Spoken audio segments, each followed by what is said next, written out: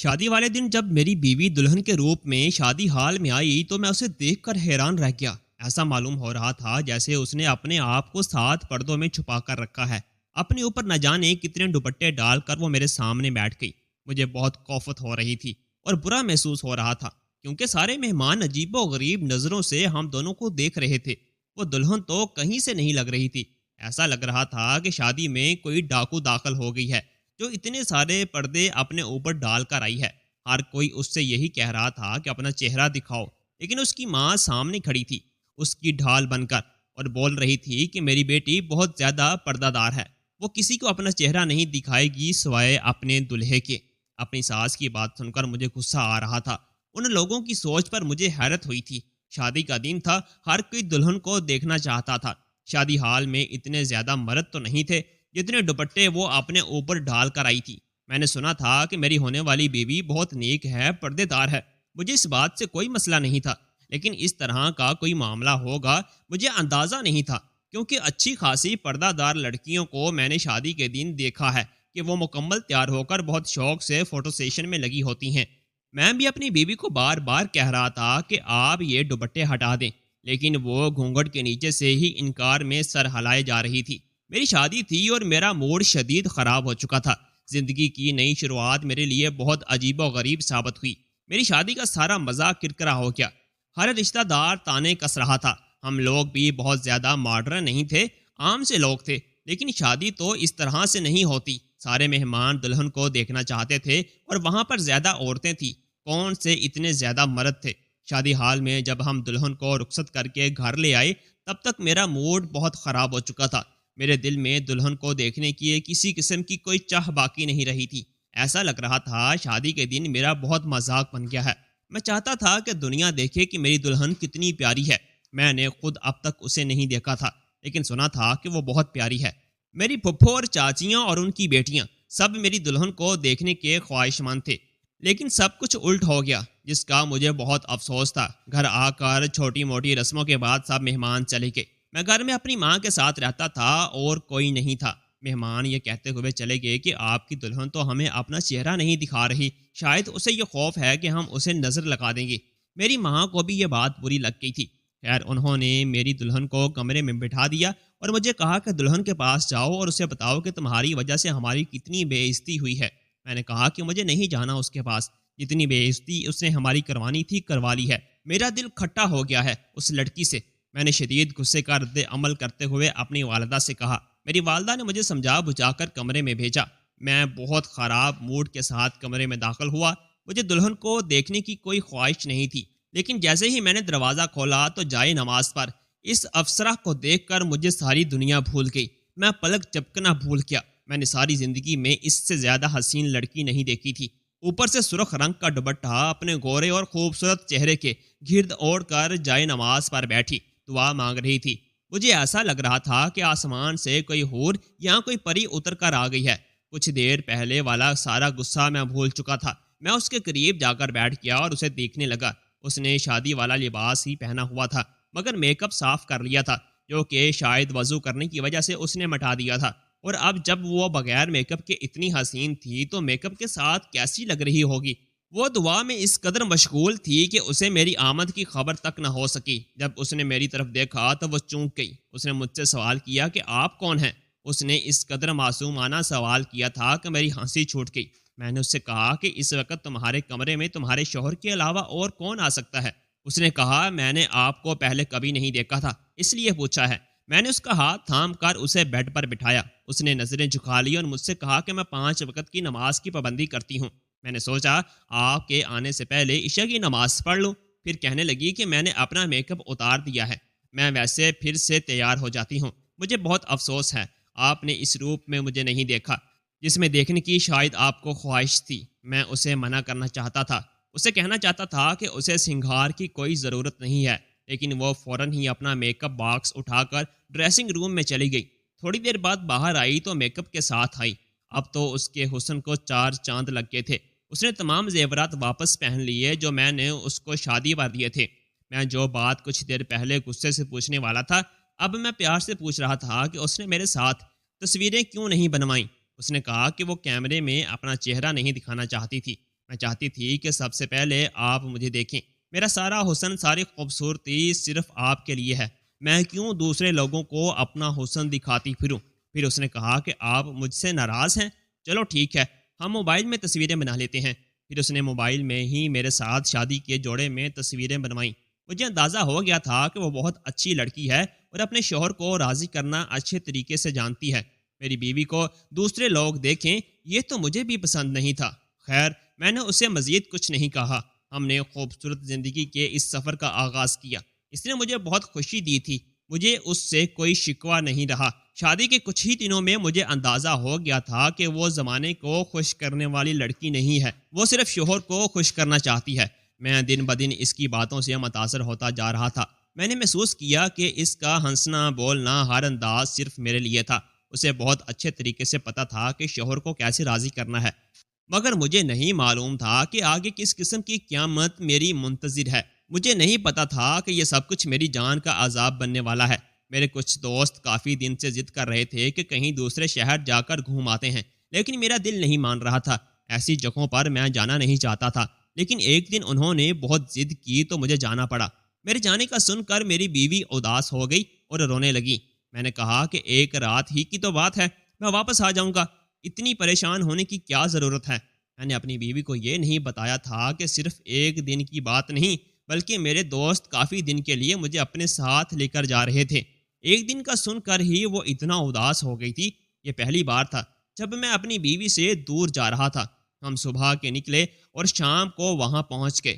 یہ ایک بہت بڑی حویلی تھی۔ مجھے اندازہ ہو گیا تھا کہ یہ کیسی جگہ ہے، یہاں کس قسم کے لوگوں کا آنا جانا ہے، اور یہاں پر کیسا کام ہوتا تھا، اور جس قسم کی عورتیں یہاں پر موجود تھیں ان کو دیکھ کر اندازہ کیا جا سکتا تھا کہ وہ کون سا کام کرتی ہیں۔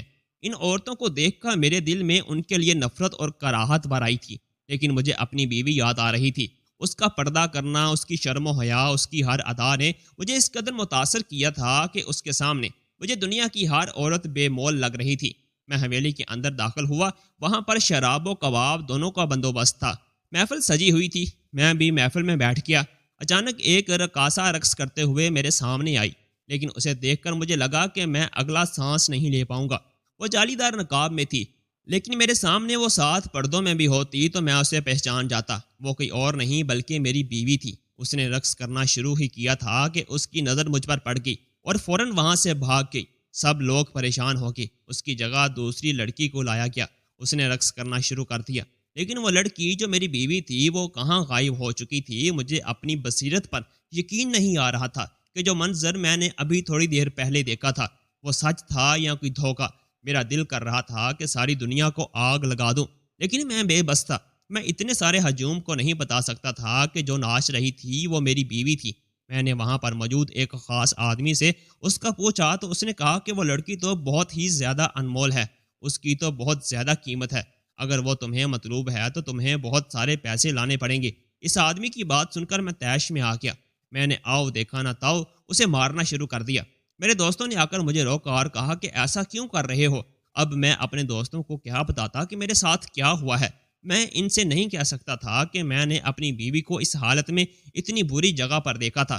میرے دوستوں نے جب میری حالت دیکھی تو وہ مجھے واپس گھر لے آئے۔ میں تو جیسے برباد ہو چکا تھا۔ مجھے پتا تھا میری بیوی گھر میں موجود نہیں ہوگی، کیونکہ وہ تو اس حویلی میں تھی۔ سارا راستہ یہی سوچتا رہا کہ میری بیوی کتنے ڈرامے باز نکلی۔ جب میری اس سے شادی ہوئی تھی کس طرح سے وہ ادائیں دکھا کر مجھے خوش کیا کرتی تھی۔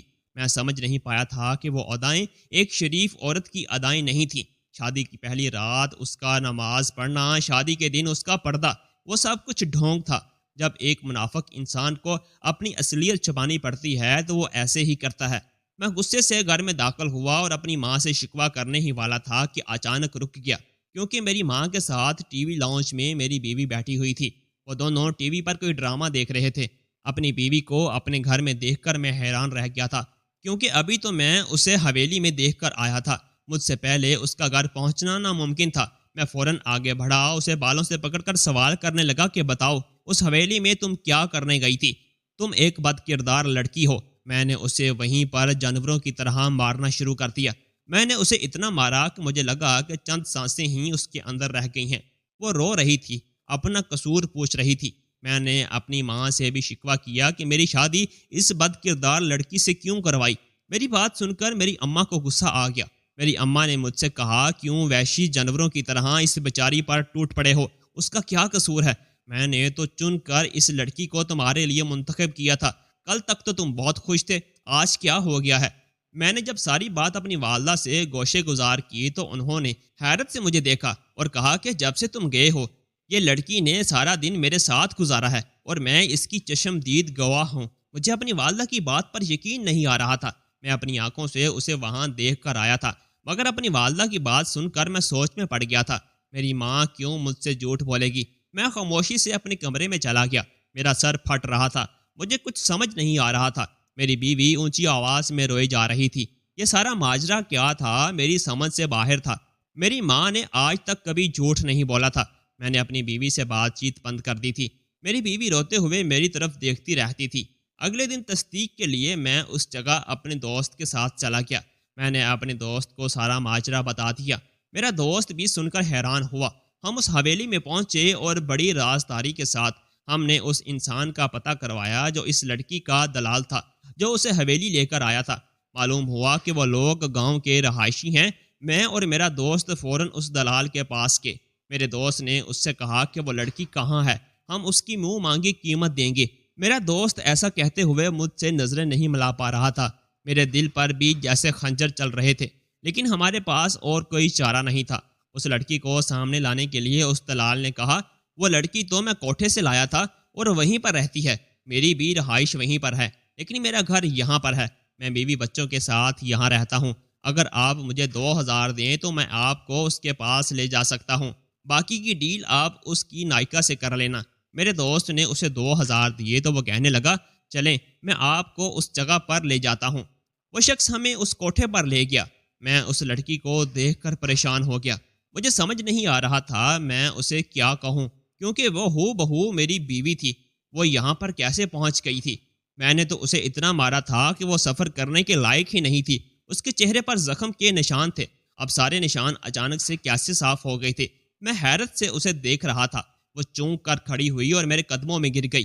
اس نے مجھے کہا، خدا کے لیے میری بہن کو طلاق مت دینا، اسے گھر سے مت نکالنا، اس کا کوئی قصور نہیں ہے، وہ واقعی میں بہت نیک اور پرہیزگار لڑکی ہے، میں ہی بری ہوں۔ میں اس کی بات سن کر حیرت سے پوچھنے لگا، کون سی بہن اور کیسی بہن؟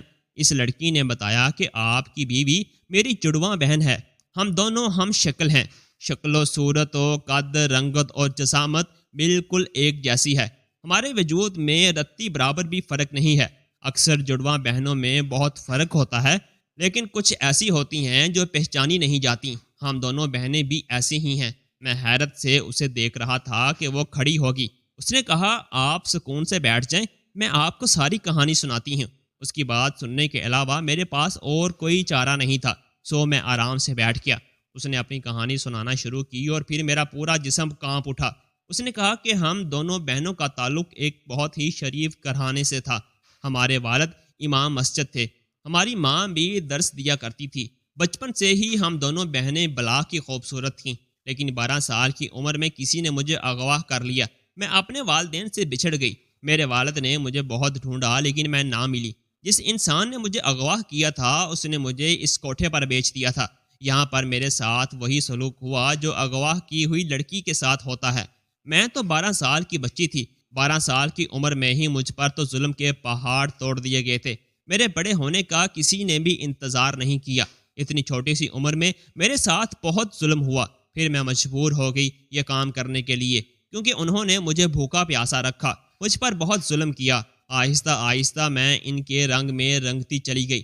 پھر کئی سال بعد اچانک ایک روز بازار میں میری ملاقات ایک عورت سے ہوئی۔ اس نے مجھے دیکھ کر پہچان لیا، مجھے گلے لگایا اور کہا کہ تم کہاں چلی گئی تھی؟ میں نے اس عورت کو نہیں پہچانا، مجھے کچھ یاد نہیں تھا۔ اس عورت نے کہا کہ میں تمہاری سگی ماں ہوں۔ وہ میری ماں تھی۔ اس نے مجھے دیکھ کر صرف اس لیے پہچان لیا کیونکہ میری اور میری بہن کی صورت بالکل ایک جیسی تھی۔ پھر اس نے مجھے میری بہن دکھائی، وہ بھی اسی بازار میں شاپنگ کے لیے آئی ہوئی تھی۔ مجھے بہت کچھ یاد آ گیا تھا۔ میں نے اپنی ماں بہن کو گلے لگایا، ہم تینوں کافی دیر تک روتے رہے۔ میری ماں نے بتایا کہ تمہاری بہن کی شادی ہو رہی ہے، ہم یہاں اس کی شاپنگ کرنے آئے ہیں، تم ہمارے ساتھ چلو۔ میں نے اپنی ماں سے کہا، اماں میں اتنی گندی ہو چکی ہوں کہ اب کوئی شریف گھرانے والا مجھے قبول نہیں کرے گا۔ میری بات سن کر میری ماں کی روح لرز گئی۔ اس نے کہا، ہم نے تمہاری یاد میں اتنے آنسو بہائے ہیں کہ اب آنکھوں سے آنسو ہی ختم ہو گئے ہیں، لیکن مجھے معلوم تھا وہ جو تمہیں اٹھا کر لے گئے تھے وہ تمہیں ایسی گندی جگہ پر لے گئے ہوں گے۔ میری راتوں کی نیندیں تمہارے جانے کے بعد حرام ہو گئی تھیں، لیکن وقت گزرتا گیا میں نے خود کو سنبھال لیا۔ بس میں یہی دعا کرتی تھی کہ کاش تم مر جاؤ مگر ایسے ہاتھوں میں نہ لگ جاؤ، لیکن آج یہ سن کر میرا دل پھٹ رہا ہے کہ تم اس حال میں پہنچ گئی ہو جس کا مجھے خوف تھا۔ اس کے بعد میں بہن کی شادی میں برقع پہن کر آئی تھی۔ میں نے آپ کو وہاں پر دیکھا تھا۔ شادی والے دن میری بہن خود کو 7 پردوں میں چھپا کر بیٹھی تھی۔ اس کی یہی وجہ تھی کہ کوئی اسے میری طرح نہ سمجھ لے، کیونکہ میرے پاس بہت سارے لوگ آتے تھے۔ ہم لوگوں کو یہی خوف تھا کہ کہیں اس شادی میں ایسا کوئی انسان موجود نہ ہو جس نے مجھے کوٹھے پر دیکھا ہو اور پھر وہ آپ سے یہ کہے کہ آپ کی بیوی ایک طوائف ہے۔ آج میری ماں میرے لیے تڑپ رہی ہے، لیکن اس نے مجھ سے کہا تھا کہ کبھی ہمارے پاس نہ آنا، تمہاری عزت داغدار ہو گئی ہے۔ اگر یہ بات کھل گئی تو تمہاری بہن کی زندگی بھی برباد ہو جائے گی۔ اس سب میں نہ تمہارا قصور ہے اور نہ میرا اور نہ ہی تمہاری بہن کا، لیکن پھر بھی زمانہ ہمیں جیتے جی مار دے گا۔ وہ لڑکی اپنی کہانی سنا کر پھوٹ پھوٹ کر رونے لگی تھی۔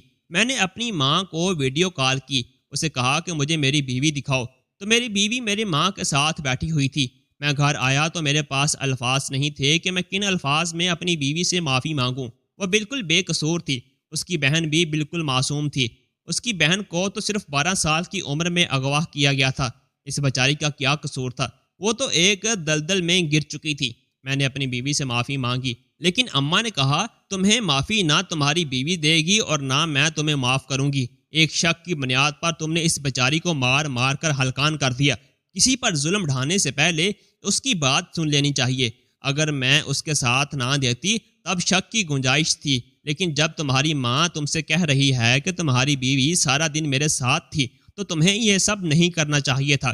میں نے اپنی بیوی سے کہا کہ میں اس کی بہن سے مل کر آیا ہوں، میرا بھی قصور نہیں تھا۔ مجھے کیا پتا تھا کہ تمہاری بہن بالکل تمہارے جیسی ہے۔ میرے بار بار معافی مانگنے پر میری بیوی اور میری ماں نے مجھے معاف کر دیا۔